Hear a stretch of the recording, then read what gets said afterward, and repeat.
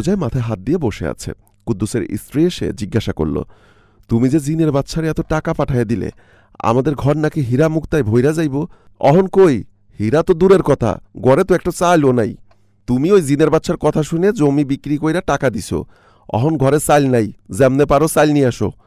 বউয়ের কথা শুনে কুদ্দুস বলল, জিনের বাচ্চা যেহেতু আমাগরে সোনাদানা দিতে চাইছে, একটু ধৈর্য ধরো, হয়তো জিনের বাচ্চা আমাগরে পরীক্ষা করতেছে। কুদ্দুসের কথা শুনে এবার কুদ্দুসের স্ত্রী রেগে গিয়ে বলল, তোমাকে কতবার বললাম ওই জিনের বাচ্চার কথা শুনো না, টাকাগুলো দিও না, আমার কথা তো শুনলা না। এই মুহূর্তে বাজারে গিয়ে চাল নিয়ে আসো, চাল যদি না নিয়ে আসো তোমাকে ঘর থেকে আমি বের করে দিব। এই কথা বলে কুদ্দুসের স্ত্রী ঘরে চলে গেল। কুদ্দুস চিন্তা করতে করতে দোকানের দিকে রওনা দিল। চায়ের দোকানে সব লোকজন মাথায় হাত দিয়ে বসে আছে, কেউ কোনো কথা বলছে না। এর মাঝে কুদ্দুস এসে মোকলেসের পাশে বসল। দোকানদার কুদ্দুসকে জিজ্ঞাসা করল, কি ব্যাপার কুদ্দুস ভাই?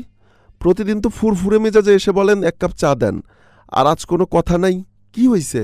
জবাবে মোকলেস বলল, আক্কাস ভাই, এমনিতেই মন ভালো না, দেন এক কাপ চা দেন। দোকানদার আক্কাস চা বানাতে লাগল।